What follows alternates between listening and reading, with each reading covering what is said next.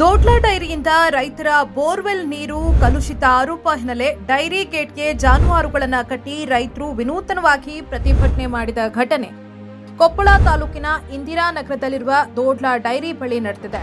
ಜನ ಮತ್ತು ಜಾನುವಾರುಗಳಿಗೆ ನೀರು ಕುಡಿಯಲು ಆಗ್ತಾ ಇಲ್ಲ ಅಂತ ರೈತರು ಆಕ್ರೋಶವನ್ನ ಹೊರಹಾಕಿದ್ದಾರೆ.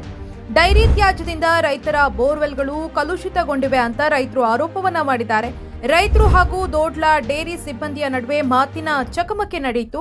ರೈತರಿಗೆ ಪರಿಹಾರ ನೀಡಬೇಕು ಅಂತ ರೈತರು ಪ್ರತಿಭಟನೆಯನ್ನ ಮಾಡಿದರು.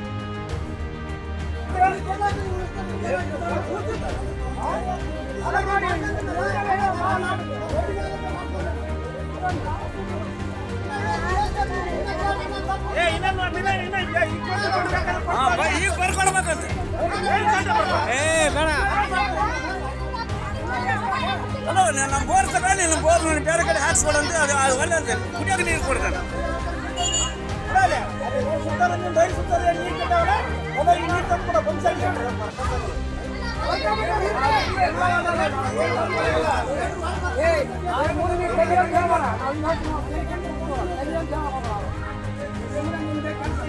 ಪರಿಹಾರ